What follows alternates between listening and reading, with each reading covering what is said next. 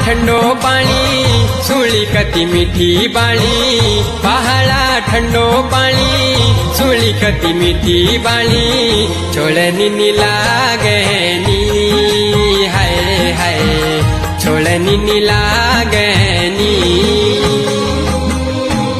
पहाड़ा ठंडो पानी सुनी कती मीठी बाणी,